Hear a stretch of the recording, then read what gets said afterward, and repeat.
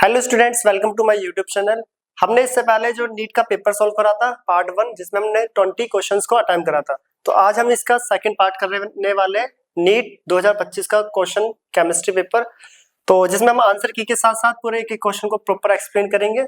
अगर पीछे के क्वेश्चन देखने तो इससे पीछे वाली वीडियो में देखें, और ये वाले हम यहाँ पर अभी करेंगे। ये पेपर अभी 2 घंटे पहले जस्ट हुआ है, इसको हम यहाँ पर सॉल्व कर रहे हैं। तो चलो स्टार्ट करते हैं नेक्स्ट क्वेश्चन। तो जैसे कि हमने पहले ही बता दिया, तो ये हमारा सेट नंबर 48 है। ठीक है, जो नीट पेपर इस साल का जो सेट नंबर 48, जिसमें क्वेश्चन नंबर 66 65 तक हमने फर्स्ट पार्ट में कर लिया था, क्योंकि वीडियो थोड़ी लेंथी हो गई थी 1 घंटे की। तो बच्चे का क्वेश्चन हम इसमें कवर कर रहे हैं। तो क्वेश्चन नंबर 66 है यहाँ पर, total number of possible isomers both structural as well as stereo isomers of cyclic ether of molecular formula C4H8O। ये क्वेश्चन जो है जेईई एडवांस 2019 का क्वेश्चन है, जिसमें C4H8O के स्ट्रक्चरल आइसोमर्स और स्टीरियो आइसोमर्स बनाने, जिसका आंसर 10 है। ये पहले क्वेश्चन सेम आ रखा है। इसके स्ट्रक्चर आइसोमर्स आप इस टाइप से बना सकते हो, सारे ड्रॉ नहीं कर रहे हैं यहाँ पर। फॉर एग्जांपल पहला देखो C4H8O, इसका ये पहला साइक्लिक स्ट्रक्चर बनाया है, और ये हमने ऑक्सीजन को रखा है। ये वाला कार्बन कौन सा है? कायरल।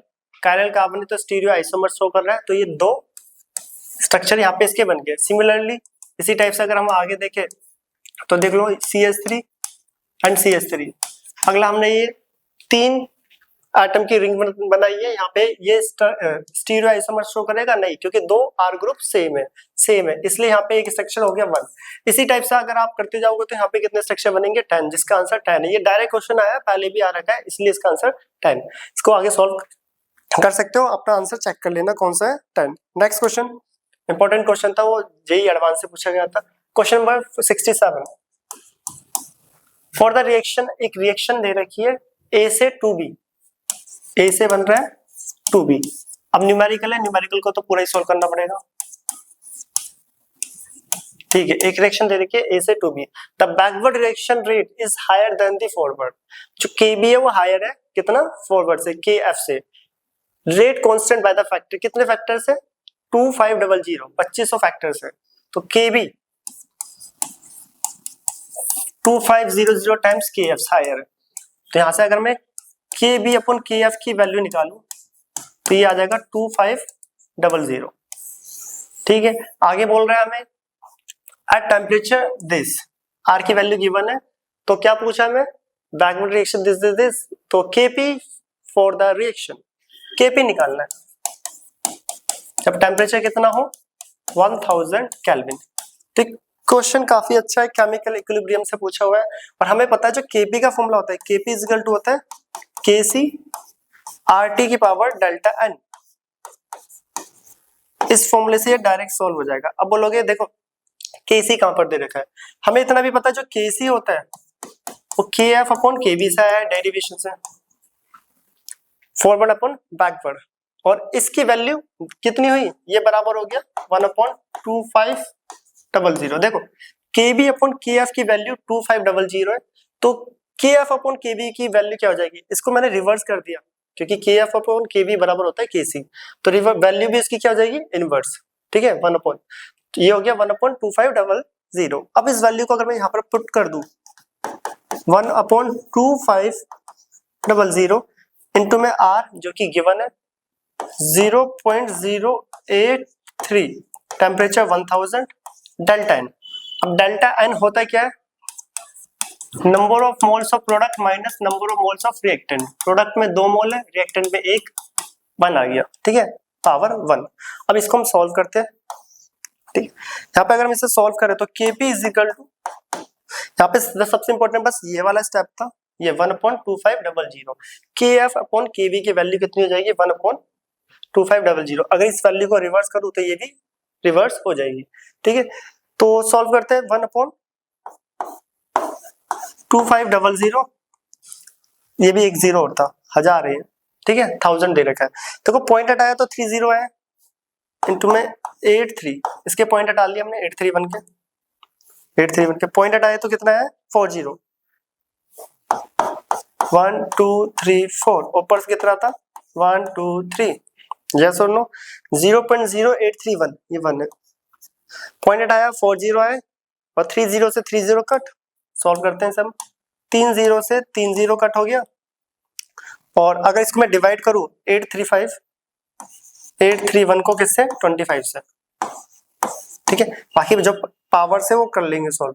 25 3 जा 75, 3 से कौन सा स्टार्ट है आंसर फर्स्ट, ठीक है। कौन सा आंसर स्टार्ट है फर्स्ट, तो आंसर यहाँ पर जाएगा 0.033। क्लियर। केपी पूरा सॉल्व नहीं करा, यहाँ पे पता चल जा रहा है कि 25 के टेबल से 831 को डिवाइड करेंगे तो 3 से आंसर स्टार्ट होगा, तो आगे सॉल्व करने की जरूरत ही नहीं है, ये 3 वाला एक ही ऑप्शन है, आंसर फर्स्ट, आंसर फर्स्ट। काफी अच्छा क्वेश्चन था ये केमिकल इक्विलिब्रियम का, इसको चेक करना अपनी आंसर की में जो भी आंसर है। ये था क्वेश्चन नंबर 67। अब आता है next question, question number 68। Question number 68 है फिर दोबारा फिजिकल केमिस्ट्री का क्वेश्चन है। The ratio of wavelength of a light absorb by the hydrogen atom.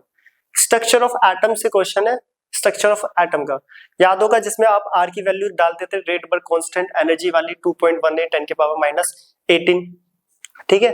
तो वही सेम क्वेश्चन है, तो इसको करते हैं। हमें बोला है the ratio of wavelength, wavelength का रेशियो निकालना है of a light absorb by the hydrogen when it undergoes, एक ट्रांजिशन ये दे रखी है और एक ये, तो λ1 और λ2 रेशियो निकालना है वेवलेंथ का। हमें पता है, पहले देख लो कुछ फॉर्मूला कौन सा लगेगा, याद होगा हमने फॉर्मूला पढ़ा है E = R 1/n1 का स्क्वायर माइनस 1/n2 का स्क्वायर। ये सब ने पढ़ा हुआ है स्ट्रक्चर ऑफ एटम में, बेसिक क्वेश्चंस है, एनसीईआरटी में भी है। और E बराबर होता है H न्यू, और न्यू की वैल्यू अगर पुट करें तो C/λ, ठीक है। न्यू = होता है C/λ,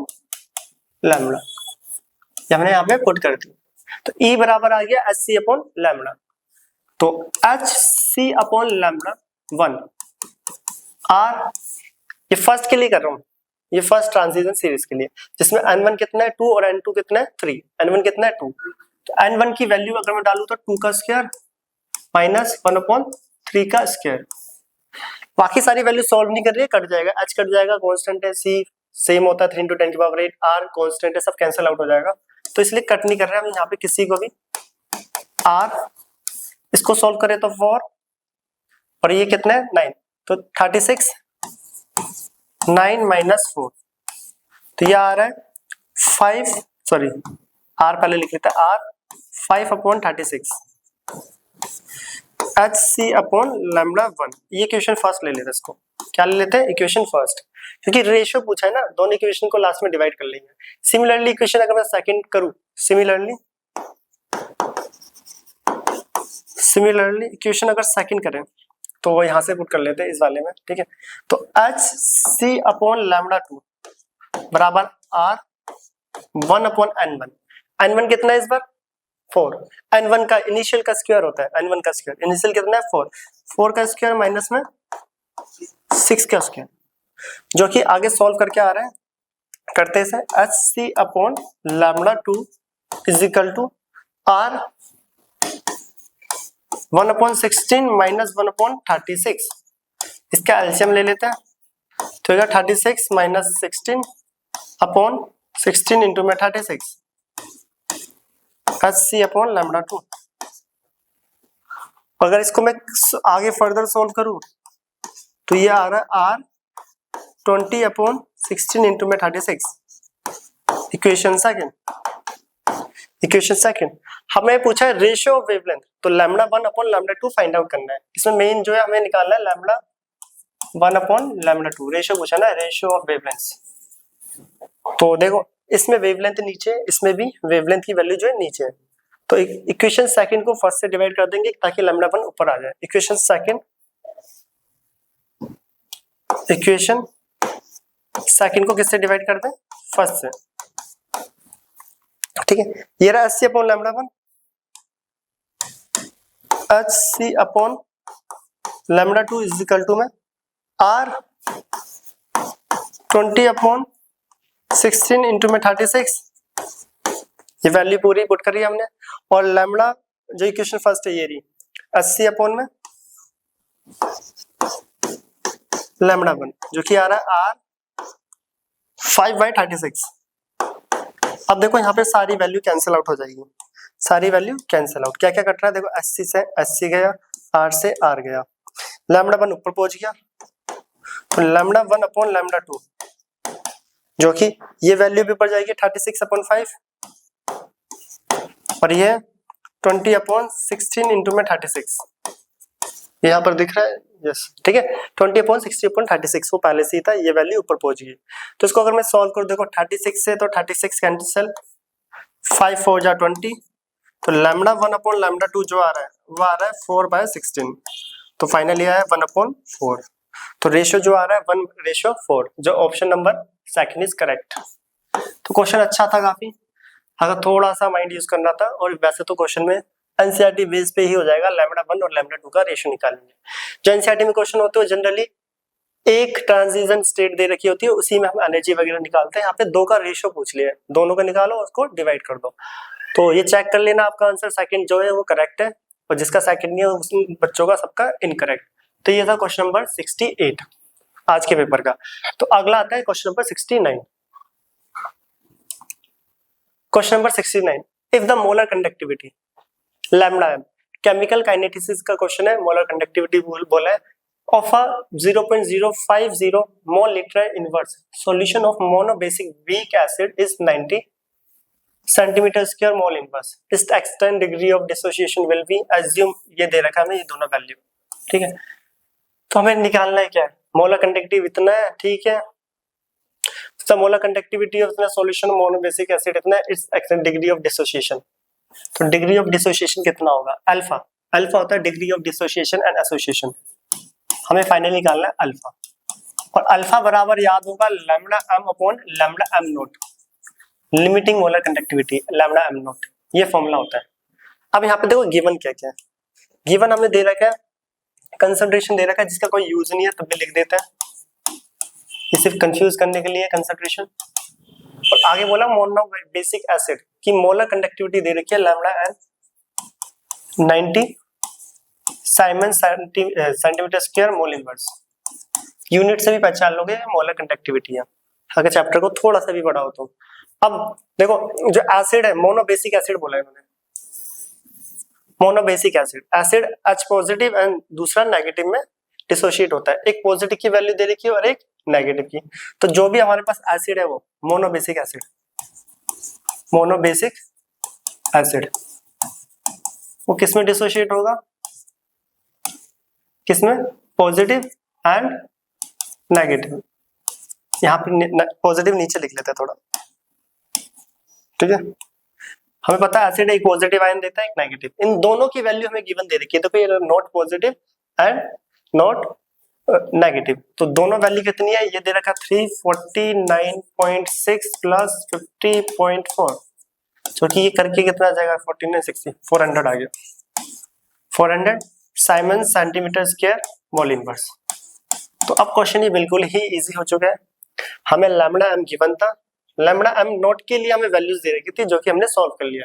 तो फाइनली यहाँ पे अगर हम पुट करें वैल्यूज तो 90/400 तो 0 से 0 कट गया, तो 4 को 9 से अगर मैं डिवाइड करूं 4 2 जा 8 तो 2 से तो आंसर अभी आगे करना पड़ेगा 1.0 4 2 जा 8 ठीक है, 2.2/10 भी था आगे सॉल्व नहीं कर रहे हम, 0.22 से जो आंसर है वही आंसर है 0.225 ठीक है, आगे करोगे तो 5 आ जाएगा। तो यहीं पे पता चल गया अल्फा जो है वो कौन सा है फर्स्ट। तो ये क्वेश्चन था केमिकल काइनेटिक्स क्लास 12 से, कुछ नहीं था बिल्कुल ही इजी क्वेश्चन है, ऐसे क्वेश्चन इंटेक्स और एग्जांपल में भी दे रखे हैं एनसीईआरटी में। तो इस साल का जो ये केमिकल काइनेटिक्स का ये सेकंड क्वेश्चन है, एक जो आया था जिसमें कंसंट्रेशन रिड्यूस हो रही थी फर्स्ट पार्ट में करा था ठीक है, उसमें हमें टाइम और ये सेकंड क्वेश्चन, तो 8 नंबर का केमिकल काइनेटिक्स से आ चुका है। अब करते हैं next question 5 mole of liquid X 10 mole of liquid Y make a solution having the vapour pressure. तो सॉल्यूशन का चैप्टर से क्वेश्चन है। तो 5 मोल ऑफ लिक्विड X, तो एक लिक्विड X है और एक Y ठीक है, किसके क्या क्या दे रखे हैं 5 मोल, इसके मोल्स दे रखे हैं 5 मोल और इसके 10 मोल ठीक है। Having a vapour pressure, solution का जो वेपर प्रेशर है P टोटल कितना आ रहा है 70 टोर हो जाता है। तो बोला था vapour pressure of pure X and Y, P naught दे रखा है दोनों का, P नोट X प्योर को नोट से लिखते थे जो कि कितना है 63 टोर, और ये पी नोट बाई कितना है 78 टोर। Which of the following is true regarding the described solution? The solution is ideal. The solution has volume greater than the sum of individual volumes. The solution show positive deviation. The solution show negative deviation. ये तो इसका p total निकाल के ही पता चलेगा कि कौन सा स्टेटमेंट करेक्ट है। तो p total हमें एक दे रखा है गिवन, और हम कैलकुलेटेड वाला करेंगे। तो p total के लिए मोल फ्रैक्शन चाहिए होता है, तो मोल फ्रैक्शन हम निकाल रहे हैं, mole fraction x, number of moles of x plus y। x कितना है 5, तो 5 प्लस 10, 5 अपॉन 15 1/3 जो कि आ जाएगा 0.3, ठीक है ना। हाँ 5/15 0/3। तो मोल फ्रैक्शन जो x का आ रहा है, तो y का कितना आ गया 0.7 हो गया। तो एक ही की जरूरत है, उसी से निकल जाएगा p टोटल। अब हमें पता है जो p टोटल का फॉर्मूला होता है रोल्स लॉ में, p total p note b, देखो वैसे तो हमने पढ़ा था ये p टोटल b के टर्म में a और b, बट यहाँ पे हमें x और y है, ठीक है। p note y plus xx p naught x minus p note y। वहां पे हमने a और b के टर्म में पढ़ा था, अगर कंफ्यूजन हो रही है तो इसको a मान लो, इसको b, p note a plus x b minus a, clear. तो a और b के टर्म में कर लेना, जिसको कंफ्यूजन हो रही है उसे a मान लो, उसे b मान लो। तो यहाँ पे p टोटल अगर हम फाइंड आउट करें तो p नोट y कितने 78 प्लस xx जो कि हमने निकाला 0.3 x माइनस y 63 माइनस 78। इसको अगर हम सॉल्व करें तो यार 78 ये माइनस हुआ तो कितना है 0.3 है ये, और ये माइनस करके आ रहा है माइनस कितना 3 4 5 6 सॉरी 3 है ना 4 5 6 7 8 15 आ रहा है 15। तो 0.3 को 15 से अगर मैं मल्टीप्लाई करूं तो करते हैं पी टोटल 78, ये माइनस बाहर आ गया, ठीक है। 15 को किससे करना है 0.3 से, पॉइंट हटाया 10 5 2 5 3 जा 15 3 3 जा 9, या सुनो 9 को 2 से डिवाइड करेंगे तो 4.5, ये आ गया 73.5 टोर। एक बार चेक कर लेते हैं, इसको मल्टीप्लाई करा, ठीक है 15 15.3 0.3 आया 10 10 2 3 3 3 9 2 4.5, ठीक है 4.5 से मल्टीप्लाई करा, मल्टीप्लाई था ना, सॉरी माइनस था, माइनस, ठीक है मल्टीप्लाई ठीक है माइनस करा तो 73.5। तो पी टोटल इतना आ रहा है, तो जो calculated total pressure P total है जो वेपर प्रेशर वो ग्रेटर आ रहा है किससे ऑब्जर्व, कैलकुलेटेड किससे आ रहा है ऑब्जर्व वाला जो होता है पी टोटल से। तो ऐसा कब होता है, ऐसा कब होता है तब सॉल्यूशन कैसा बिहेव करे नेगेटिव, तो सॉल्यूशन कैसा बिहेव करे नेगेटिव। तो ये केस है, वहां पर आप पढ़ भी लेना, पढ़ा भी होगा। तो जो पी टोटल कैलकुलेटेड जो कि डाला भी हुआ है ये चैप्टर मैंने पूरा, वहां पे भी देख सकते हो, कैलकुलेटेड पी टोटल ग्रेटर आ रहा है ऑब्जर्व से। तो ऐसा कब शो करता है सॉल्यूशन, जब नेगेटिव सॉल्यूशन हो, पॉजिटिव में ये अपोजिट हो जाता, ठीक है। तो आंसर नंबर 4 इज करेक्ट। तो ये है इसका आंसर क्वेश्चन नंबर 70।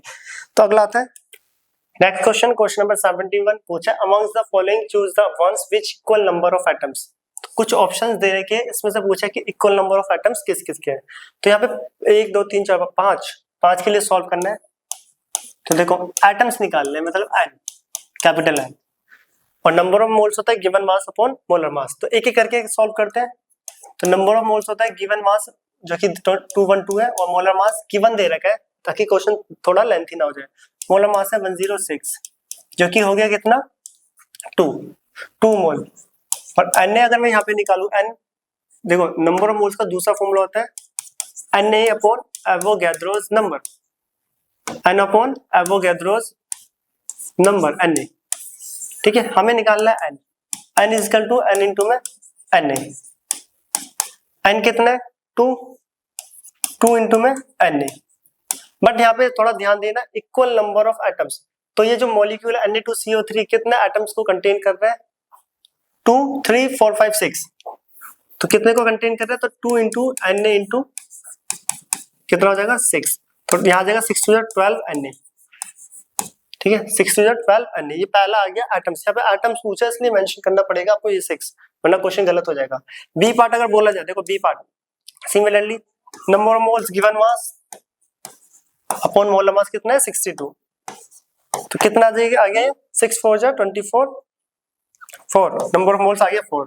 तो अब Na की वैल्यू निकालो, n की वैल्यू निकालो, तो n इंटू में Na पुट नहीं कर रहे क्योंकि सेम होता है एवोगैड्रोस नंबर, n आ रहा है 4, यह आ गया Na। और कितने एटम्स के लिए निकालना है इस बार है Na2 मतलब Na2 में कितने एटम्स है 3, 2 सोडियम के और 1 ऑक्सीजन का, तो ये आ गया 4 इंटू में Na इंटू में 3, 4 3 जा 12 Na। तो इसी टाइप से हमें निकालना और देखना है किसका सेम आएगा। C part number of moles given mass upon molar mass कितना है 40, तो ये आ गया n आ गया 6। और कैपिटल n अगर मैं निकालू n इंटू में Na होता है 6 इंटू में Na, और कितने एटम्स है इसमें 3, कितने 3 से मल्टीप्लाई कर दूं तो 6 इंटू Na इंटू में 3, 6 3 जा 18 Na, 18 Na। अभी तक तो दो सेम आ चुके हैं। ठीक है, D part number of moles given mass 12, molar mass 2 जो कि आ गया 6, और n का फॉर्मूला पुट करूं तो मैं n इंटू में Na, n कितना है 6 Na, और कितने एटम्स के लिए कर रहे हो, कितने एटम्स S2 में कितने एटम है 2, कितने 2, तो 6 2 जा 12 Na, ये थर्ड। तो फर्स्ट आया था 12 12 12, तीन के सेम आ चुके हैं। अगर ई पार्ट करना है तब भी चेक कर लेते हैं, गिवन मास अपॉन मोलर मास, तो ये आ गया 5, कितना आ गया 5, तो n इज इक्वल टू में n इंटू में Na, 5 इंटू में Na एवोगैड्रोस नंबर। और अब बताओ यहाँ पर CO2 में कितना एटम है 3, तो 5 3 जा 15 हो जाएगा, 5 इंटू Na इंटू में 3, तो 5 3 जा 15 Na। तो बताओ कौन कौन से एटम सेम आ रहे हैं, तो देखो A B एंड D, 12 12 आ रहा है, A B and D, A B D कौन सा ऑप्शन है, फोर्थ ऑप्शन इज करेक्ट। तो ये क्वेश्चन अच्छा था, मोलर मास गिवन दे रखा था, बस क्या पुट करना है इसमें वैल्यूज पुट करनी है और फाइनली आंसर आ गया। तो ये था क्वेश्चन नंबर 71। तो आज का क्वेश्चन नंबर 72 क्वेश्चन है, which of the following are paramagnetic. कौन पैरामैग्नेटिक होते हैं, पैरामैग्नेटिक होते कौन है, due to presence of one और मोर अनपेयर्ड इलेक्ट्रॉन, जिसके पास एक ही या एक से ज्यादा अनपेयर्ड इलेक्ट्रॉन होते हैं वो पैरामैग्नेटिक शो करता है।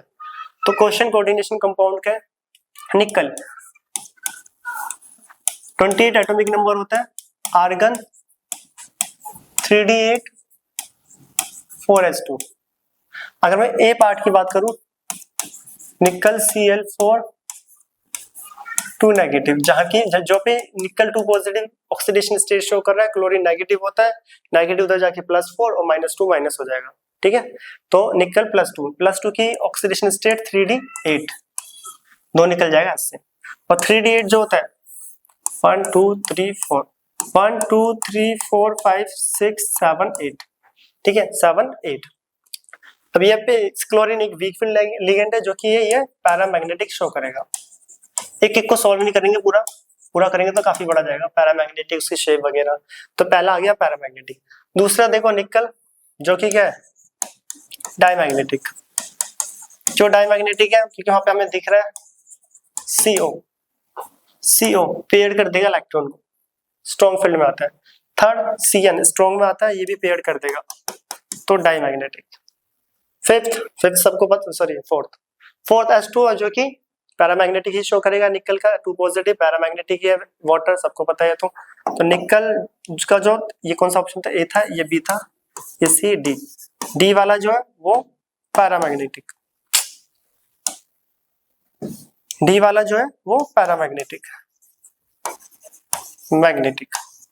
क्यों पैरामैग्नेटिक है, यहाँ पे वाटर है जो कि पेयर नहीं करेगा, अनपेयर्ड रहेंगे Ni2 पॉजिटिव के इलेक्ट्रॉन। सिमिलरली जो ऊपर वाला है लास्ट PS3 जो कि स्ट्रॉन्ग होता है, पेयर्ड कर देगा। तो अनपेयर्ड के केस में कौन कौन बचा है, ए एंड डी, क्योंकि यहाँ दोनों पे वीक फील्ड लिगेंड है जो कि पेयर्ड इलेक्ट्रॉन्स नहीं करते, जो कि अनपेयर्ड ही छोड़ देते हैं। तो जिसकी वजह से ए एंड डी हमारा पैरामैग्नेटिक है, तो ए एंड डी जो भी है वो option correct first, A and D. तो ये कोऑर्डिनेशन का क्वेश्चन था, काफी अच्छा क्वेश्चन है। कई क्वेश्चनों का मतलब कई पार्ट्स दे दिए, उसमें से पूछ लिया पैरामैग्नेटिक एंड डायमैग्नेटिक। ऐसे क्वेश्चन को पूरा पूरा डिटेल में सॉल्व नहीं करना है। निकल की ऑक्सीडेशन स्टेट निकालो, ग्राउंड स्टेट और एक्साइटेड स्टेट 2 पॉजिटिव पे, और चेक कर लो कौन स्ट्रॉन्ग है और कौन वीक। एक एक को डिटेल में सॉल्व करोगे तो टाइम वेस्ट जाएगा। Question number 73। तो क्वेश्चन नंबर 73 क्वेश्चन की स्टार्टिंग से पता चल गया केमिकल काइनेटिक्स का। The life time T half for the first order reaction 1 minute. T half दे रखा है, आधी जिंदगी, half life 1 minute. Then the time required for 99.9%, T 99.9%। याद होगा ये एनसीईआरटी में भी है। एक क्वेश्चन था, शो डैट करना है टी हाफ जो है 10 टाइम्स है टी 99.9%, तो 10 ही आंसर आ जाएगा। वहां पे शो डैट पे पूछा था, यहाँ पे गिवन दे रखे हैं, कोई नहीं चेक करते। तो निकालना है क्या, then the time required for, इसके लिए टाइम निकालना है टी 99। याद होगा एनसीईआरटी में दोबारा बता रही क्वेश्चन था, टी हाफ शो डैट करना था 10 टाइम्स ऑफ टी 99.9%, तो आंसर 10 ही आ जाएगा। वो मैच कर गया वहां पे ऐसे। तो यहाँ पे करके देखते होएगा कैसे। देखो T half, half life T half first order है, बोला हुआ है फर्स्ट ऑर्डर। तो फर्स्ट ऑर्डर में जो हाफ लाइफ का फॉर्मूला होता है T half is equal to 0.693 upon K. तो बताओ के बराबर हो गया 0.693 upon T half. T half कितना दे रखा है 1, तो के आ गया 0.693। यूनिट बदल जाएगी मिनट इनवर्स, के की यूनिट इनवर्स में होती है। ये के आ गया, ठीक है। अब के आ गया, अब तो क्वेश्चन और इजी हो गया। फर्स्ट ऑर्डर के लिए हमें फॉर्मूला पता ही है for first order, T 99.9% 2.303 upon के log A upon A minus कितना परसेंट डिसोशिएट हो रहा है, 99% ऑफ ए। टी 99.9%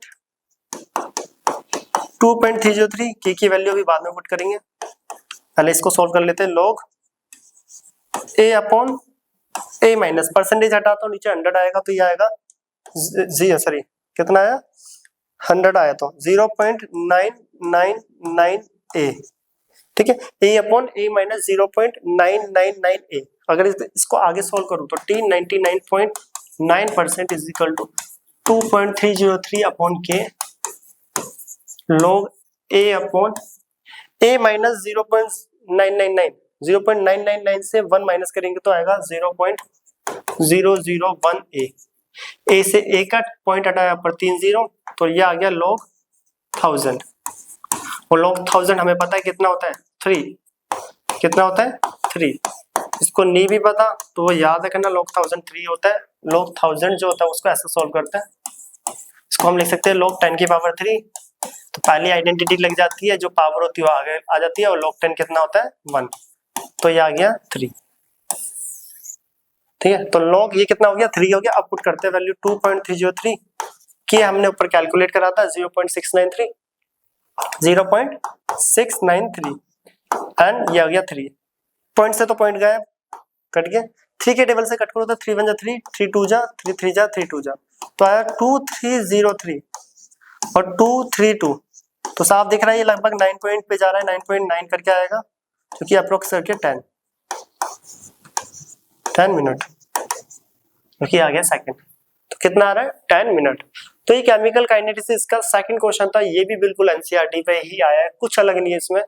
जो अभी के आज के पेपर में जो आया है बिल्कुल इजी। केमिकल काइनेटिक्स के 3 क्वेश्चन हो चुके, एक ग्राफ बोला हुआ था और ये 2 क्वेश्चन है। अब आता है क्वेश्चन नंबर 74। तो आंसर नंबर सेकंड जिसने टिक करा उनका करेक्ट है। क्वेश्चन नंबर 74, ये 74 क्वेश्चन है, मैं रीड कर देता हूं एक बार। Energy and the radius of first Bohr orbit of helium plus and lithium 2 plus. Structure of atom से आया, बोर एटॉमिक बोर की रेडियस पूछी है। तो बोर रेडियस का फॉर्मूला पता ही है हमें, कितना होता है 52.9 पिकोमीटर में जो हम करते हैं। तो करते किस चीज का पूछा, helium plus and lithium 2 plus, और इतने सारे आंसर ये वैल्यूज वगैरह दे रखी है, करते हैं। तो हमें पता है, पहले हीलियम प्लस के लिए कर लेते हैं। जो रेडियस का फॉर्मूला होता है वो होता है 52.9 इंटू में Z इंटू में n स्क्वायर अपॉन में Z, ये इसका फॉर्मूला होता है। ठीक है, पूछा है रेडियस ऑफ फर्स्ट n की वैल्यू कितनी है, फर्स्ट बोर्ड n की वैल्यू 1 है और हीलियम का Z होता है एटॉमिक नंबर। ये ठीक है, atomic number of hydrogen like particles, n होता है ऑर्बिट जिसके बारे में बात कर रही है जो कि 1 है। तो रेडियस आया 52.9, ये जो p वैल्यू आती है पूरी ये पिकोमीटर में होती है। ठीक है, नैनो में लगेगी, पिको में पिकोमीटर में।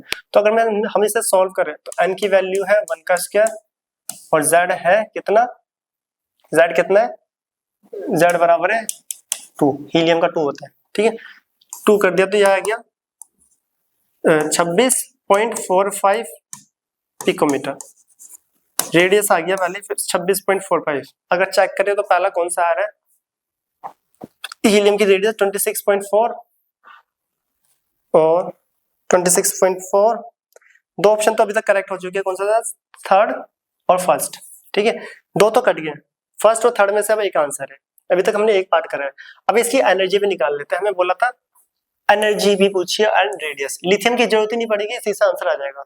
सिमिलरली लिथियम का भी आप करके सकते हो, बट हम हीलियम से आंसर निकाल लेते हैं। एनर्जी का फॉर्मूला होता है, याद होगा, माइनस R1/n स्क्वायर इंटू में Z स्क्वायर, रेडबर्ग कांस्टेंट, जिसकी वैल्यू इन्होंने दे रखी है, नहीं भी दे रही होती है तो भी चलता है। देखो इन्होंने जो दे रखी है वो दे रखी है 2.18 10⁻⁻18 और यही इसकी वैल्यू होती है। n कितना है 1 का स्क्वायर और Z कितना है 2, हीलियम के लिए कर रहे हैं ना अभी, तो यह है -2.18 10⁻⁻18, ये तो हो गया 1, 2 2 4, तो इसको 4 से मल्टीप्लाई करेंगे तो 4 2 8, 4 1 4, 4 7 28, तो 8 पॉइंट जो भी आ रहा है, चलो कर ही लेते हैं ना, 2 1 8 को 4 से करें, 4 8 32, 3 4 1 4 7 4 2 8, 8.72 इंटू 10⁻⁻18 जूल। अब इन दोनों में से जिसकी जो एनर्जी हीलियम में 8.72 10⁻⁻18 है, आंसर वही करेक्ट है। अगर देखो मैं यहाँ पर देखूं, अगर मैं इसको यहाँ पर हम चेक करें तो यहाँ पे हीलियम की जो वैल्यू है 16 पावर दे रखी है, जो कि गलत है। पावर कितनी आएगी 18, कितनी आएगी 18, और इस वाले ऑप्शन में देखो 18 आंसर दिख रहा है, तो C answer is correct, answer third. Lithium की जरूरत नहीं पड़ी सोल्व करने के लिए। ठीक है, एग्जाम में क्या होता है, टाइम बचाना होता है, तो ये नहीं कि आप सारे सोल्व करने लग जाओ चारों के लिए, टाइम वेस्ट। तो आपको क्या करना है, कोई भी या तो हीलियम की दोनों वैल्यू निकाल के चेक कर लो, आंसर आया तो ठीक है, नहीं आया तो फिर लिथियम की कोई एक वैल्यू निकाल लो, या तो रेडियस निकाल लो या फिर एनर्जी, तो अपना आप पता चल जाएगा कौन सा आंसर करेक्ट है कौन सा नहीं। लिथियम का जरूरत भी नहीं पड़ा, हीलियम से हमने आंसर बता दिया 3। अब लिथियम से करोगे तो यही आंसर आ जाएंगे जो सामने लिखे हुए। क्लियर, इसको नोट करें। अब हम आते हैं आज के जो क्वेश्चन है, क्वेश्चन नंबर 75। ये क्वेश्चन था स्ट्रक्चर ऑफ एटम का, ये देख लेना, अपना चेक कर लेना आंसर क्या है, तो इसका आंसर करेक्ट है 3। तो नेक्स्ट ऑर्गेनिक का क्वेश्चन, डायग्राम से पता चल गया। ऑर्गेनिक के क्वेश्चन जनरली या तो बहुत इजी होते हैं या थोड़ा टफ, जो आएंगे तो बिल्कुल देखते ही हो जाते हैं और कुछ थोड़ी बहुत रिएक्शंस वगैरह करनी होती है। क्वेश्चन है, among the given compound the correct order of bond dissociation energy of CH bond mark as star. ठीक है, CH बॉन्ड की bond dissociation energy, CH bond जो स्टार दे रखे हैं, तो देखो जाए तो यहाँ पे पहला जो दे रखा हमें, ये बेंजीन है, उसके ऊपर H, ये वाला बॉन्ड, तो ये हमें पता है ये sp2 hybridisation, sp2 hybridisation carbon से अटैच्ड है। सेकंड में अगर देखा जाए तो क्या है, C triple bond C and H, ये वाला पूछा स्टार वाला, इसमें स्टार ये था। ठीक है, और ये किससे अटैच्ड है, sp, और अगला sp3 ही होगा, तभी तो क्वेश्चन बनेगा। तो जिससे अटैच्ड है स्टार वाला वो sp3, और हमें पता है जो बॉन्ड डिसोसिएशन एनर्जी होती है sp की ज्यादा, sp2 की उससे कम और sp3 की सबसे कम। ट्रिपल बॉन्ड स्ट्रॉन्ग होता है, 3 बॉन्ड है, तोड़ने में ज्यादा एनर्जी लगेगी, फिर डबल और फिर सिंगल। तो ऑर्डर कौन सा हुआ, ट्रिपल कौन सा है, इंक्रीजिंग ऑर्डर पूछा डिक्रीजिंग, तो सबसे ज्यादा किसका है, ट्रिपल, ये रहा फर्स्ट सेकंड, फर्स्ट था सेकंड। ठीक है, सेकंड, उसके बाद first and last one is third, तो सेकंड फर्स्ट थर्ड, तो ऑप्शन नंबर, तो आंसर थर्ड। ये बिल्कुल इजी क्वेश्चन था जो कि ऑर्गेनिक से यहाँ पे पूछा गया है आज के पेपर में, तो आंसर इसका है थर्ड। ठीक है, बिल्कुल बेसिक सा क्वेश्चन, बेसिक कॉन्सेप्ट से पूछा है ऑर्गेनिक के। अब आता है नेक्स्ट क्वेश्चन नंबर 76। तो 76 डाल्टन एटॉमिक थ्योरी, ये डाल्टन एटॉमिक थ्योरी का क्वेश्चन यहाँ पे पूछ लिया जो कि पूछना नहीं चाहिए था। Could not be explain, law of conservation of mass, constant और मल्टीपल प्रोपोर्शन को डाल्टन एटॉमिक थ्योरी करता है। डाल्टन एटॉमिक थ्योरी याद होगा, उसमें देखो पहले यह था कि जो सबसे स्मॉलेस्ट पार्टिकल होता है किसी भी मैटर का, जो कि एटम होता है, जो कि इनविजिबल, उसके बाद लिखा था atom can neither be created nor be destroyed, law of constant law of conservation of mass. फिर ये भी लिखा था कि जो रेशियो ऑफ एलिमेंट्स होता है किसी भी कंपाउंड में वो फिक्स्ड होता है, एटम्स की जो होता है फिक्स्ड होता है किसी भी एलिमेंट के अंदर। फिक्स मतलब रेशियो, रेशियो मतलब कांस्टेंट और मल्टीपल प्रोपोर्शन। गैसेस के बारे में डाल्टन एटॉमिक थ्योरी कुछ नहीं बताता कभी भी, जो कि आंसर नंबर सेकंड, ये डायरेक्ट है, नॉर्मल सा क्वेश्चन, सेकंड, ठीक है सेकंड, ये तो किसी का गलती नहीं होना चाहिए। नेक्स्ट आता है क्वेश्चन नंबर 77। तो क्वेश्चन नंबर 77 क्वेश्चन रीड करो, मैं हम करते हैं अभी।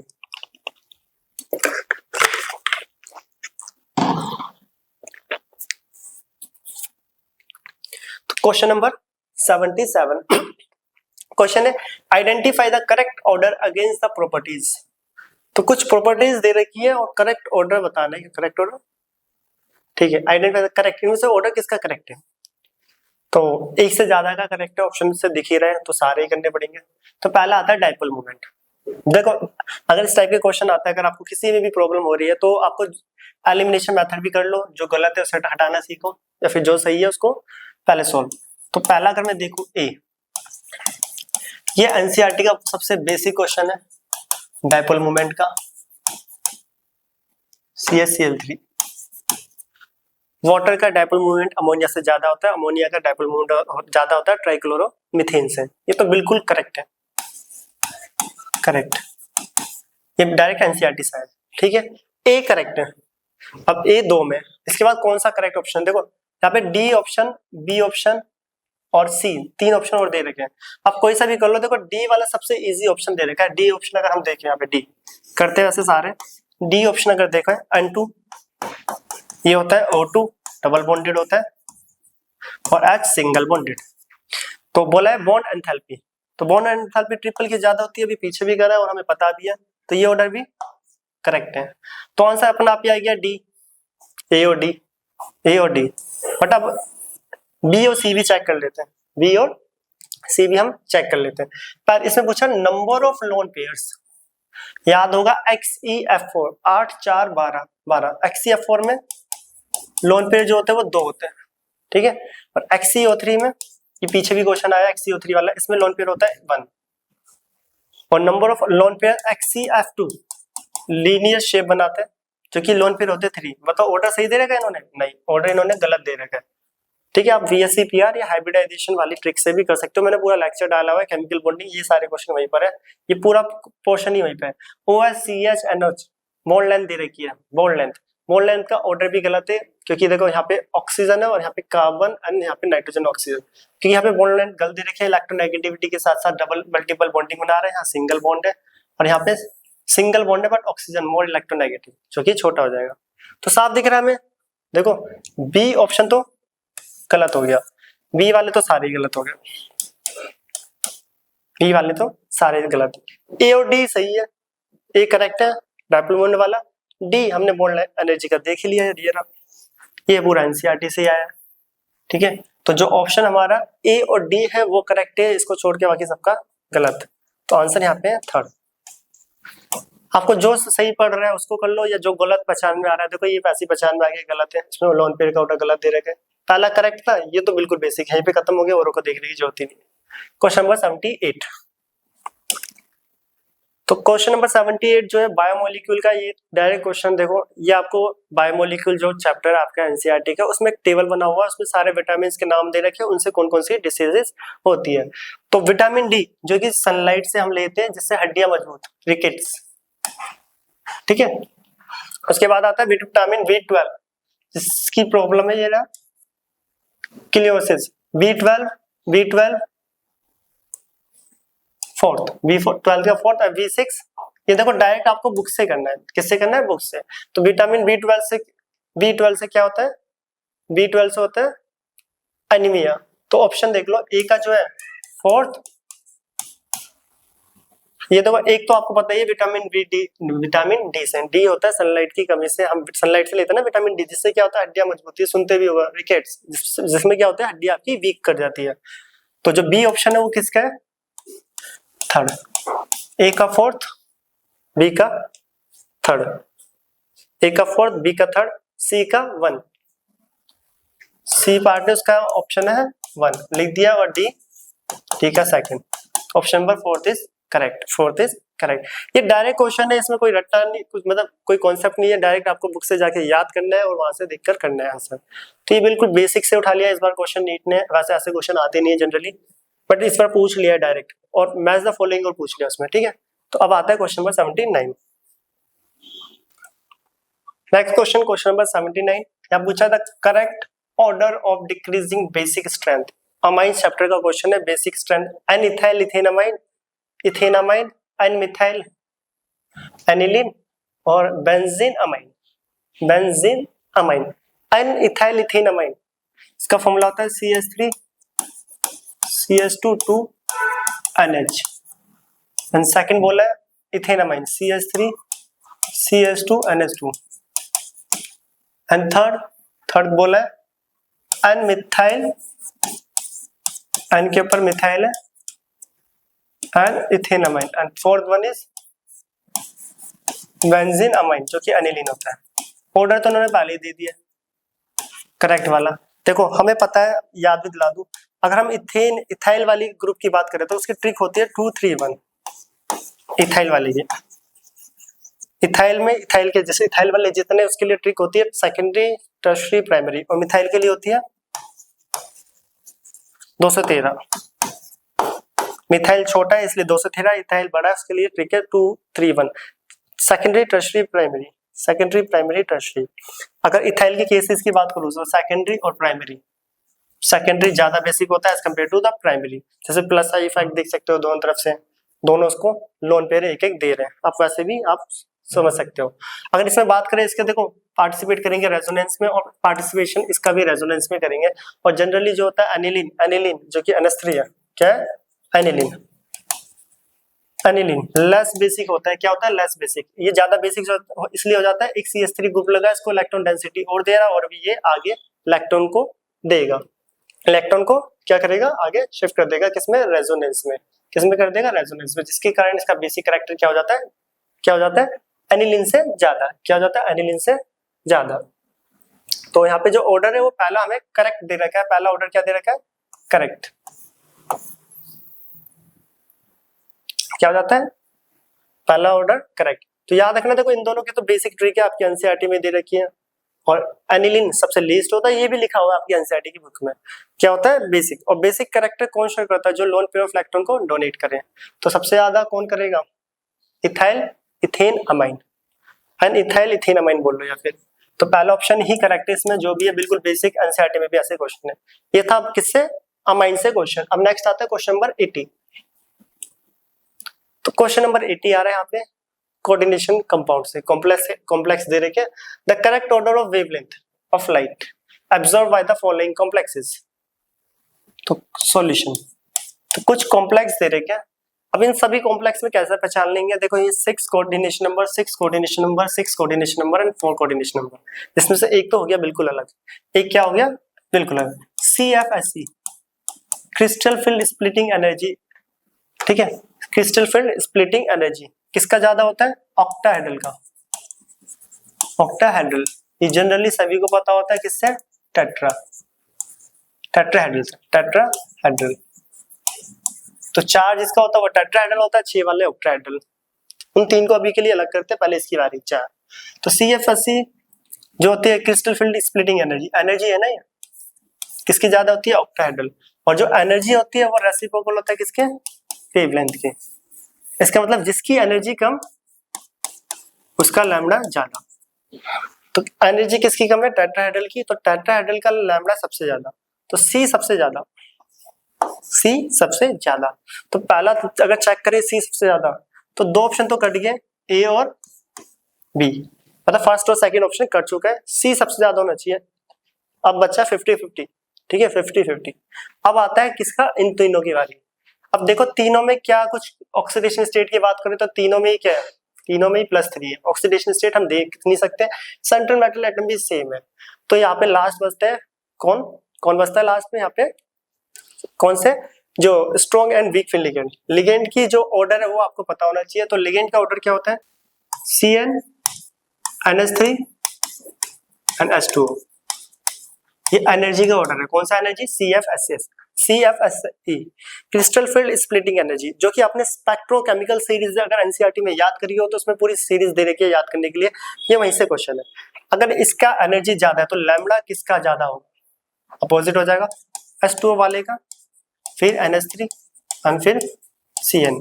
तो जिसमें H2O दे रखा उसका कॉम्प्लेक्स जो कि लैम्बडा है वो बड़ा होगा वेवलेंथ। तो H2O किस में, C में, सॉरी इन तीनों में, ठीक है इन तीनों में। ऑक्टाहेड्रल की बात कर रहे हैं, टेट्राहेड्रल तो पहले ही पता चल गया सबसे में हाईएस्ट है। इन तीनों में किसका ज्यादा हुआ, D, किसका हुआ D। उसके बाद NH3 वाला अमोनिया कौन सा है, ऑक्टाहेड्रल में A, एंड उसके बाद आता है किसका Cn, एंड किसमें B। तो ये ऑप्शन करेक्ट, CDAB, CDAB उल्टा लिखा है ना उन्होंने, ऑर्डर ऐसा लिखा है तो मतलब CDAB। अगर उसका ऑर्डर लिखो तो सबसे कम ये हो जाएगा B इंक्रीजिंग ऑर्डर में, फिर A, फिर D, फिर C। करेक्ट ऑर्डर लिख ले ताकि गलत ना हो।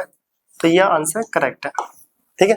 ये डिक्रीजिंग ऑर्डर था, हमें इंक्रीजिंग में दे रहा था तो हमने इंक्रीजिंग में लिख लिया BADC। तो यहाँ पे दोबारा सुन लेना, crystal field splitting energy octahedral की ज्यादा होती है और जिसकी एनर्जी ज्यादा उसका वेवलेंथ कम, जिसकी एनर्जी कम उसकी वेवलेंथ ज्यादा। एनर्जी किसकी कम थी, टेट्राहेड्रल। टेट्राहेड्रल तो सबसे फर्स्ट पे आ गया C पार्ट, जो कि थी 4 कोऑर्डिनेशन नंबर टेट्राहेड्रल। ऑक्टाहेड्रल में हमने क्या देखा, अगर सेंट्रल मेटल एटम होता तो फिर हम कंपैरिजन करते हैं, यहाँ पे ऑक्सीडेशन स्टेट वगैरह सबकी सेम थी।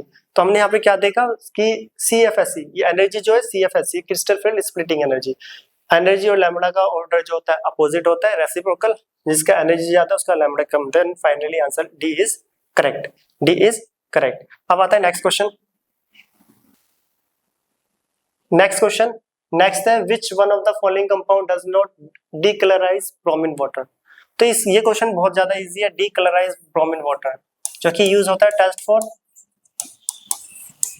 अनसैचुरेशन, ऑर्गेनिक में टेस्ट फॉर अनसैचुरेशन। अनसैचुरेशन मतलब डबल बॉन्ड के लिए टेस्ट करता है। अगर इसमें देखा जाए किसमें डबल बॉन्ड नहीं है, C पार्ट खत्म, बाकी सारे डबल बॉन्ड है। तो इसका आंसर थर्ड होना चाहिए, थर्ड ही है, ठीक है। आंसर क्या है, थर्ड, जो कि है साइक्लोहेक्सेन, C पार्ट, तो आंसर थर्ड। तो बिल्कुल इजी क्वेश्चन। नेक्स्ट आ रहा है 82।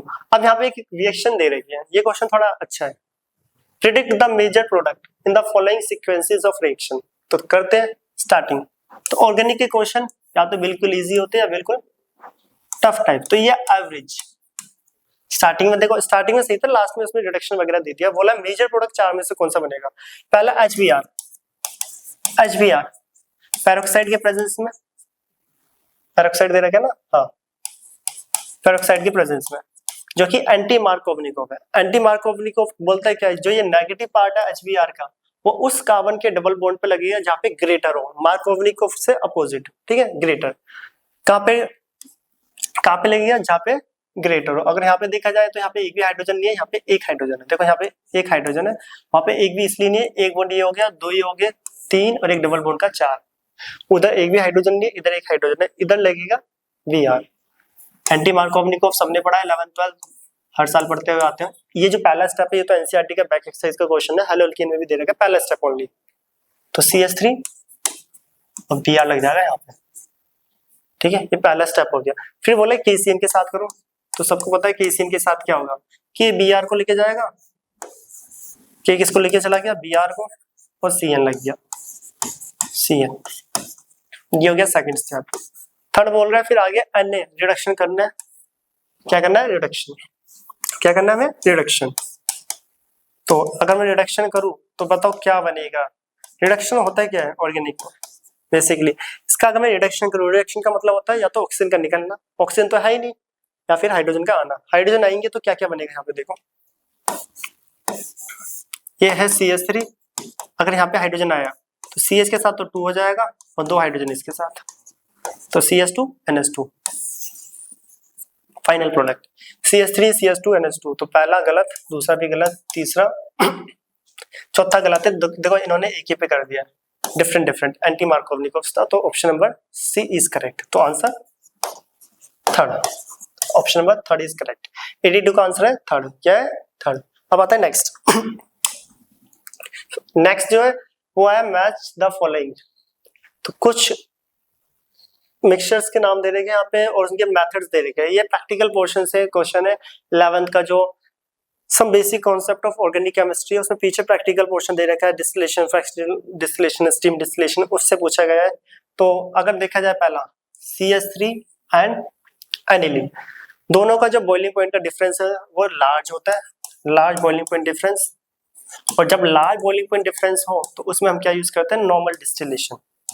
क्या, नॉर्मल डिस्टिलेशन। ए का आंसर फोर्थ। और देखो इजी वे में क्रूड ऑयल दे रखा है, क्रूड ऑयल जो कच्चा तेल होता है पेट्रोलियम इंडस्ट्रीज, तो उसको रिफाइन करा जाता है, तो उसमें बहुत सारे कंपोनेंट निकलते हैं, जिसमें से कईयों का बॉइलिंग पॉइंट पास पास होता है, कईयों का दूर दूर होता है। जब बॉइलिंग पॉइंट का डिफरेंस काफी पास पास हो तो उसको करते हैं फ्रैक्शनल डिस्टिलेशन से। ये क्लास 9th में भी पढ़ा है फ्रैक्शनल डिस्टिलेशन। तो क्रूड ऑयल कौन सा है, बी का ऑप्शन, बी का ऑप्शन क्या है, थर्ड, बी का ऑप्शन थर्ड। तो ग्लिसरॉल फ्रॉम स्पेंट लाइफ, जिसको हम करते हैं distillation under reduce pressure, distillation under reduce pressure, जो कि आपके प्रैक्टिकल पोर्शन से ही पूछा गया है डायरेक्ट, जो कि थर्ड पार्ट, थर्ड का आंसर है ए, थर्ड मतलब बी का आंसर है, सी का आंसर है फर्स्ट, एंड लास्ट बचा डी, डी का आंसर क्या हो गया सेकंड। तो fourth, third, first, second, fourth, third, first, second, तो answer number third is correct. तो ये तो डायरेक्ट क्वेश्चन आपको पढ़ना है प्रैक्टिकल पोर्शन से। तो नेक्स्ट आता है नेक्स्ट क्वेश्चन। अब क्वेश्चन आ रहा है which among the following electronic configuration belongs to the main groups element. तो main group element generally S and P की बात कर रहा है, एस एंड पी। तो इनमें से एस और पी कौन है, कॉन्फ़िगरेशन देख के पहचानना है, तो बिल्कुल इजी क्वेश्चन है। ए पार्ट नियोन 3s1, जो कि मैग्नीशियम है, किस ब्लॉक, एस में फर्स्ट आ रहा है, एस ब्लॉक डायरेक्ट लिख देते ना, ये तो एस ब्लॉक है, S block. 3d4s2, 3d4s2 D block element है, ठीक है, ये तो हट गया, डी ब्लॉक है, कौन सा है, D block element. 3d10 4s1 D block element cut गया, कॉपर, 3d10 4s1 कॉपर की कॉन्फ़िगरेशन दे रखी है। एफ का पार्टिसिपेशन हो गया, एफ ब्लॉक एलिमेंट, ये भी कट गया, ये एफ है, ये डी है और ये भी डी है। अब आता है ये पी में 5 आ रहा है, P5 होता है 17 ग्रुप, P5 देखो 5 S2 और 5 P5, NS2 NP5 P block element है। तो P और S ब्लॉक एलिमेंट जिन्हें हम मेन ग्रुप बोलते हैं, और कौन कौन से है, A and C, A and C only. Answer number fourth, answer number fourth. Next question है which of the following compounds can exist as cis trans isomers. Cis और ट्रांस आइसोमर्स में कौन कौन से एग्जिस्ट कर रहे हैं, तो चेक कर लेते हैं। तो एक एक करके कौन सा एग्जिस्ट कर रहा है कौन सा नहीं। 1,1 डाइमिथाइल साइक्लोप्रोपेन, तो साइक्लोप्रोपेन बना लो, और 1,1 पे डाइमिथाइल है, तो ये तो ना कोई सिस बना रहा है ना ट्रांस, ये तो कुछ भी नहीं है, पहला तो हट गया। सेकंड की अगर हम बात करें, साइक्लोहेक्सेन है, इसके 1 और 2 पे, 1 और 2 हाईएस्ट सिस और ट्रांस बनाएगा, क्योंकि तो डिफरेंट कार्बन पे मिथाइल ग्रुप प्रेजेंट है, तो सिस और ट्रांस बनेगा। इसमें तो भी बन रहा है अभी के लिए, और भी चेक कर लेते, क्या पता एक से ज्यादा हो। थर्ड पेंट 1 इन CH3 CH2 CH2 CH double bond CH2, इस कार्बन पे दो सेम ग्रुप हो गए, 2 हाइड्रोजन सेम, तो ये तो बनाएगा ही नहीं, खत्म। और फोर्थ की बात करें, 2 मिथाइल हाइड्स 2 इन CH3 CH2 CH2 CH2 CH3 CH2 2 methyl hex 2 इन, 2 मिथाइल हेक्स 2 इन, हेक्स 2 इन, इसमें भी देखो 2 सेम आ रहे हैं हाइड्रोजन, ये भी नहीं बनाएगा। तो ऑप्शन कौन सा हुआ, ऑप्शन सेकंड इज करेक्ट, यही बनाएगा सिस एंड ट्रांसफॉर्म। बनाने के लिए नहीं पूछी, जस्ट पूछा इनमें से कौन सा बनाएगा, तो कौन सा था ऑप्शन सेकंड वाला, 1,2 dimethyl cyclohexane, 1,2 dimethyl cyclohexane, answer second is correct. अच्छा क्वेश्चन था। नेक्स्ट क्वेश्चन नंबर 86 जो कि है phosphoric acid ionise into 3 step is their ionisation. तो ये आया है आयनिक इक्विलिब्रियम का क्वेश्चन, क्योंकि आपकी एनसीईआरटी से स्टेटमेंट अभी तक clear, Ka1 Ka2 Ka3 while K is overall ionized constant which of the following statement are true, A B C D। तो फॉस्फोरिक एसिड H3PO4 फॉर्मूला दे रखा है, नहीं भी दे रखा तो हम तो कर ही लेंगे, ठीक है। H3PO4 सॉल्यूशन ये होता है फॉस्फोरिक एसिड, फॉस्फोरिक एसिड। अब देखते हैं फॉस्फोरिक एसिड, याद होगा इसका डिसोसिएशन, अगर सीखा हो नहीं सीखा तो देख लो। H3PO4 पहले एक हाइड्रोजन को निकालो, एसिडिक बिहेवियर शो करता है ना, एक हाइड्रोजन को निकालो, डिसोसिएशन कांस्टेंट ऑफ एसिड आ जाएगा। एक हाइड्रोजन जैसे निकला H2PO4 नेगेटिव, एक प्रोटॉन दे दिया, ठीक है। फिर दोबारा H2PO4 नेगेटिव बचा, अब इससे फिर एक निकलेगा तो ये हो गया HPO4 2 नेगेटिव, एक H पॉजिटिव।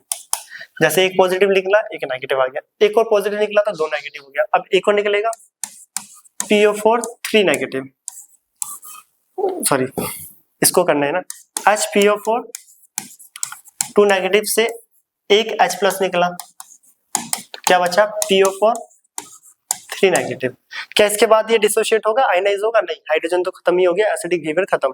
तो ये होता है इसका Ka1 dissociation constant of weak acid 1 2 and 3। ये तो एनसीईआरटी से ही क्वेश्चन है यहाँ तक। तो अब हमें यहाँ पे ये भी पता जो Ka1 होता है वो ग्रेटर होता है Ka2 से, ग्रेटर होता है Ka3। Reason, dissociation first fast होता है because of easily remove a proton. चलो अभी रीजन नहीं लिखेंगे, रीजन ऑप्शन के अकॉर्डिंग करते हैं। ये ऑर्डर होता है, क्यों होता है? देखो, न्यूट्रल से पॉजिटिव निकलना इजी है, नेगेटिव से पॉजिटिव, खुद सोचो ना, देखो ये नेगेटिव चार्ज है, इससे H पॉजिटिव निकल रहा है, नेगेटिव से H पॉजिटिव निकल रहा है, तो क्या होगा? काफी डिफिकल्ट होगा, क्योंकि उनके बीच में क्या इलेक्ट्रोस्टैटिक फोर्स ऑफ अट्रैक्शन, इन दोनों में से कौन इजी पड़ेगा? इससे इस न्यूट्रल से H पॉजिटिव निकलना इजी होता है एज कंपेयर टू नेगेटिव से। तो सबसे Ka1 इसका स्ट्रॉन्ग हुआ, इसका वीक, इसका और वीक। इसका और वीक क्यों हुआ? एज ये टू नेगेटिव से एक प्रोटॉन को निकालना काफी डिफिकल्ट होगा, क्योंकि इलेक्ट्रोस्टैटिक फोर्स इसके बीच में स्ट्रॉन्ग है, इसलिए Ka1 स्ट्रॉन्गर होता है, Ka2 वीकर एंड Ka3 सबसे ज्यादा कम। और साथ ही साथ और क्या बोला हुआ है यहाँ पे, ये ऑप्शन, ठीक है। लॉग के बराबर होगा Ka1 Ka2 Ka3, तो लॉग के टर्म में अगर देखा जाए तो पहला ऑप्शन करेक्ट है। तो K बराबर होता है, देखो K बराबर तीनों का प्रोडक्ट, K बराबर होता है तीनों का प्रोडक्ट होता है Ka1 Ka2 टू में Ka3। Taking log both side करेंगे तो पहला ऑप्शन आ जाएगा, taking log both side Ka, क्योंकि लॉग की आइडेंटिटी लग जाएगी, log Ka1 Ka2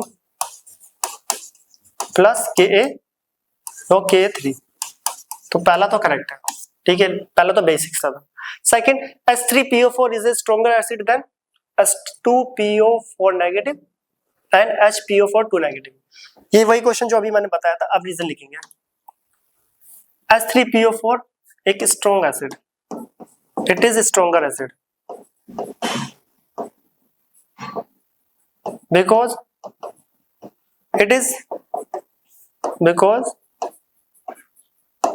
it is more difficult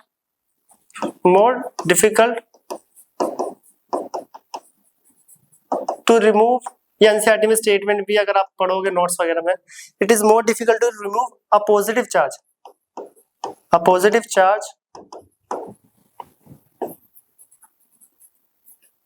proton from negative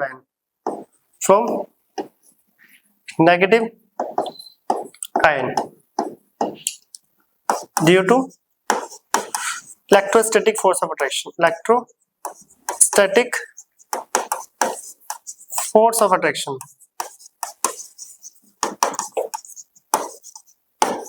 तो इसका मतलब क्या है? वही जो मैंने बोला था, यहाँ पे लिखा है it is more difficult to remove a positive charge proton. एक पॉजिटिव चार्ज प्रोटॉन को निकालना ज्यादा डिफिकल्ट होता है एक नेगेटिव चार्ज स्पीसीज से। क्यों? क्योंकि इनके बीच में इलेक्ट्रोस्टैटिक फोर्स ऑफ अट्रैक्शन होती है, इसलिए न्यूट्रल से जल्दी निकलेगा तो मोर एसिडिक, एक नेगेटिव से थोड़ा स्लो हो जाएगा, दो नेगेटिव से प्रोटॉन निकालना और डिफिकल्ट हो जाएगा। तो इसलिए Ka1 ग्रेटर होता है Ka2 से कम एंड Ka3 डिसोसिएशन सबसे कम। साथ ही साथ ये स्ट्रॉन्गर एसिड है क्योंकि इससे H+ जल्दी निकल रहा है, ये इससे वीक है क्योंकि लेट निकल रहा है, ये सबसे लेट निकलेगा, ये और कम और ज्यादा वीक है। तो थर्ड ऑप्शन में यही पूछा गया है। ये रहा सेकंड ऑप्शन में, H3PO4 is a stronger acid. Yes, H3PO4 is a strong acid and this is weak acid. और इन तीनों में सबसे वीक कौन सा है? जो चौथे वाला है। सेकंड स्टेटमेंट करेक्ट है, फर्स्ट और सेकंड करेक्ट। और बात करी जाए थर्ड की, थर्ड वैसे करेक्ट हो गया। ये रहा Ka1 into Ka2 Ka3। और फोर्थ डी जो दे रखा है Ka1 is equal to Ka3 plus Ka2 divided by 2, ऐसा कोई रिलेशन ही नहीं होता। ठीक है, तो A B C is correct, A B C। तो आंसर नंबर सेकंड, आंसर कौन सा है? सेकंड। तो ये क्वेश्चन काफी अच्छा था जो कि आयनिक इक्विलिब्रियम से पूछा गया है। अगर आपने एनसीईआरटी भी पढ़ी होगी तो भी इस क्वेश्चन को इजीली कर सकते हो, कोई टिपिकल नहीं है वैसे यहाँ पर। तो इसे नोट करें। अब हम आते हैं क्वेश्चन नंबर 87 पे। तो क्वेश्चन नंबर 87 जो है वो दे रखा है, कुछ आयंस दे रखे हैं, उसको ग्रुप से मैच करना है। तो ये आपके प्रैक्टिकल का पोर्शन है, इसको आपको डायरेक्ट याद ही करना होता है ग्रुप वाइज। तो सी कोबाल्ट का कौन सा ग्रुप होता है? Group number 4। और मैग्नीशियम का ग्रुप नंबर 6, लेड का ग्रुप नंबर 1 एंड एल्यूमिनियम का ग्रुप नंबर 3। ये तो आपको देखो डायरेक्ट याद करना है प्रैक्टिकल पोर्शन से, ये तो रट्टा मारना होता है। तो ऑप्शन कौन सा है? ए का 3 एंड बी का 6, ए का 3 और बी का 6। सी का है फर्स्ट एंड डी का है सेकंड। तो कौन सा है? Third fourth first second, third fourth first second. Option D is correct, option D is correct. अब आते हैं हम नेक्स्ट क्वेश्चन, थर्ड क्वेश्चन एक क्वेश्चन बोल रखा है हायर यील्ड ऑफ NO। तो ऑप्शन दिया है हाई टेम्परेचर, लो टेम्परेचर। ठीक है, रिएक्शन लिखते हैं। एक रिएक्शन दे रखी है N2 प्लस O2।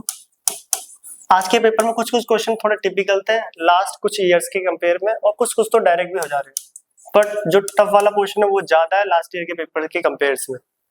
तो यहाँ पे हम करते हैं, बोला है कि यहाँ पे डेल्टा H जो कि एंडोथर्मिक रिएक्शन है। क्यों है एंडोथर्मिक? क्योंकि डेल्टा H की वैल्यू पॉजिटिव है। Positive means endo. और एंडोथर्मिक रिएक्शन होती है जिसमें रिएक्टेंट को हम हीट प्रोवाइड करते हैं, हीट हम देते हैं। अगर हमें हाई यील्ड NO ज्यादा बनाना है एंडोथर्मिक रिएक्शन में, तो रिएक्टेंट में और हीट दे दो, मींस टेम्परेचर बढ़ा दो, जो कि पहला ऑप्शन करेक्ट हो चुका है, पहला ऑप्शन करेक्ट हो चुका है। और अगर मैं इन दोनों की कंसंट्रेशन भी बढ़ा दूं तो प्रोडक्ट भी हमारा बढ़ जाएगा, इसकी कंसंट्रेशन भी बढ़ा दूं और इसकी भी बढ़ा दूं। तो third and fourth, higher the concentration of N2 and higher the concentration of O2, and last lower the temperature। नहीं, एंडोथर्मिक रिएक्शन है, टेम्परेचर लो करेंगे तो प्रोडक्ट भी कम हो जाएगा। तो option A C D only. तो answer number second A C D। तो इस साल के जो पेपर में हर एक क्वेश्चन में एक तरह से मल्टीपल टाइप क्वेश्चन ही है, हर क्वेश्चन के एक से ज्यादा आंसर आ रहे हैं, नीचे लगभग सभी हैं, इसलिए थोड़ा टिपिकल हो जाता है पेपर। तो अगला क्वेश्चन करता है, आज का हम last year second last question होगा। हाँ, ये 89 क्वेश्चन। तो यहाँ पे स्टेटमेंट टाइप क्वेश्चन है, benzene diazonium salt is prepared by the reaction of aniline. तो बेंजीन डाइजोनियम सॉल्ट याद हो गया, तो बेसिक रिएक्शन है। एनिलीन को जब हम HNO2 nitrous acid 0 to 5 degree Celsius, ये क्या है? Aromatic primary amine aniline. तो यहाँ पे क्या मिलता है? Diazonium salt. ठीक है, प्रिपेयर होता है, it decomposes easily into dry state. पहला तो करेक्ट है, हाँ बनता है ऐसे। सेकंड बोला है क्या है? अच्छा, स्टेटमेंट अच्छा सेकंड है, मुझे लगा insertion of iodine into the benzene ring is difficult, hence the iodobenzene is prepared through the reaction of benzene diazonium. हाँ, बेंजीन डाइजोनियम सॉल्ट से तब हम किसकी करते हैं? KI की रिएक्शन, तब जाके हमें आयोडोबेंजीन मिलता था। डायरेक्ट आयोडोबेंजीन बनाना टिपिकल आपके हेलोल्कीन वाले चैप्टर में लिखी हुई है ये स्टेटमेंट, जहाँ पे सैंडवेयर रिएक्शन है वहां पे भी लिखी हुई है, और जहाँ पे प्रिपरेशन है वहां पे भी। दोनों स्टेटमेंट करेक्ट है। डायरेक्ट बोला है कि हम डायरेक्ट KI के साथ डाइजोनियम सॉल्ट करते हैं, तब जाके बेंजीन आयोडाइड आयोडोबेंजीन बनता है। वैसे बनाना उसको थोड़ा डिफिकल्ट होता है, रिवर्सिबल हो जाता था। ठीक है, तो दोनों ही करेक्ट है। Statement first is correct, statement first incorrect, both statement first and second are correct. दोनों स्टेटमेंट करेक्ट है, फर्स्ट एंड सेकंड। तो आज का लास्ट क्वेश्चन जो कि आज के पेपर का करते हैं, अब देखते हैं कौन सा है।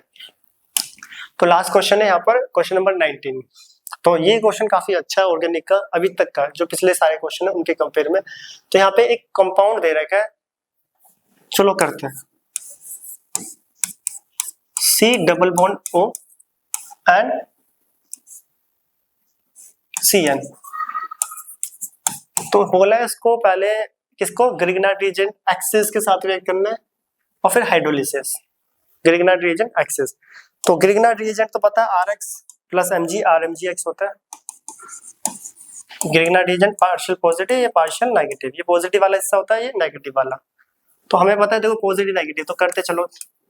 ग्रिग्नार्ड रिएजेंट कौन सा लिया है उन्होंने, RCH3 MgBr, ये प्लस होता है, ये माइनस। अब ग्रिग्नार्ड रिएजेंट के साथ रिएक्ट कर रहा है तो क्या जाएगा, ये जाएगा, ये पॉजिटिव होता है ना, तो ये देखो कार्बन नेगेटिव वाला गया पॉजिटिव के साथ MgBr, और ये CH3 इस वाले पा गया, तो जो कार्बन क्या था, कार्बन पॉजिटिव था, उस पर आ गया CH3। और आगे जो अभी चल रही रिएक्शन zigzag, ये गया आगे CN, C कार्बन के साथ आया CH3 नॉर्मल, जो हमने ग्रिग्नार्ड रिएजेंट की रिएक्शन करी हुई है कीटोन वाले चैप्टर में, और double bonded nitrogen single bond MgBr। ठीक है, एक्सिस ग्रिग्नार्ड रिएजेंट है, इसलिए दोनों के साथ हमने रिएक्ट करा है, बोला भी गया है देखो एक्सिस फॉर्म में। तो ये क्वेश्चन काफी इंपॉर्टेंट है। आगे हमें क्या करना है, इसका हाइड्रोलिसिस। तो यहां से क्या निकलेगा, यहाँ पर देख लो, ये रहा CH3 OH अल्कोहल बन जाएगा, और MgBr देखो Mg निकल जाते हैं ऐसे, Br वाटर के साथ और OH। ठीक है, यहाँ पे निकल गया। और आगे क्या चल रहा है, अभी आगे की रिएक्शन करते हैं। सिमिलरली यहाँ पे भी देखो CH3, अब डबल बॉन्ड है, यहाँ पे क्या है, डबल बॉन्ड। डबल बॉन्ड है तो एक के साथ निकलेगा OH और दूसरे भी OH, क्या निकलेगा OH। और इधर हम इसे हीट करेंगे तो यहाँ से क्या निकल जाएगा, ये वाटर, क्या कर जाएगा, वाटर निकल जाएगा। हीट करने पे वाटर निकला, क्या निकल गया, वाटर, और यहाँ पे बन गया डबल बॉन्डेड O। तो ये बना CH3 OH 1 2 C CH3 double bonded O। तो ये फाइनल प्रोडक्ट बनेगा। दोबारा देख लेना, ग्रिग्नार्ड रिएजेंट को रिएक्ट कर रहे हैं, ये पॉजिटिव नेगेटिव, अगर इसको हम ऐसे तोड़े पार्शियल नेगेटिव पार्शियल पॉजिटिव, तो नेगेटिव वाले के पास कौन जाएगा, पॉजिटिव, और पॉजिटिव के पास ये नेगेटिव। पहला स्टेप हमने यही करा है। ठीक है, पहला स्टेप हमने यही करा है। ठीक है, ये रहा। और सिमिलरली वही ग्रिग्नार्ड रिएजेंट CN के साथ भी रिएक्ट करेगा, किसके साथ, CN के साथ सेम। फिर हाइड्रोलिसिस करा तो देखो यहाँ से ये निकल गया। ठीक है, और यहाँ से जब निकलेगा डबल बॉन्ड वाला तो 2 OH आएंगे, कितना आएंगे, 2 OH। हीट करा OH निकल गया और कार्बन डबल बॉन्ड O हो गया, कार्बन डबल बॉन्ड O। तो ये आंसर जो भी है, ये फाइनल आंसर हमारा। तो कौन सा ऑप्शन है, देखो बेंजीन के साथ कार्बन OH CH3, फिर अगला बॉन्ड, फिर एक bond carbon double bond O CH3, जो कि आंसर ये रहा, आंसर नंबर 4, आंसर नंबर 4। तो ये क्वेश्चन ऑर्गेनिक में सबसे अच्छा यही था इस पूरे पेपर में, ऑर्गेनिक का। तो ये था हमारा नीट का पेपर जो कि हमने सॉल्व करा है। आप अपनी आंसर की से आंसर मैच कर सकते हो कि आपका आंसर कौन सा करेक्ट है, कौन सा इनकरेक्ट। तो हमने पूरे पेपर को सॉल्व कर दिया है। इसके बाद हम ऐसी वीडियो लेक्चर्स और भी डालते रहेंगे जो कि हम चैप्टर कराती है पूरे स्टेप वाइज, जो कि होता है आपकी 9th 10th 11th 12th सबके हम कवर करते हैं। तो हम मिलते हैं अब नेक्स्ट वीडियो में, इसको नोट करें और अपना आंसर की चेक करें और आंसर आपके कितने करेक्ट है और कितने इनकरेक्ट। तो आई होप आपको ये समझ आया हो। अब हम मिलते हैं नेक्स्ट लेक्चर में।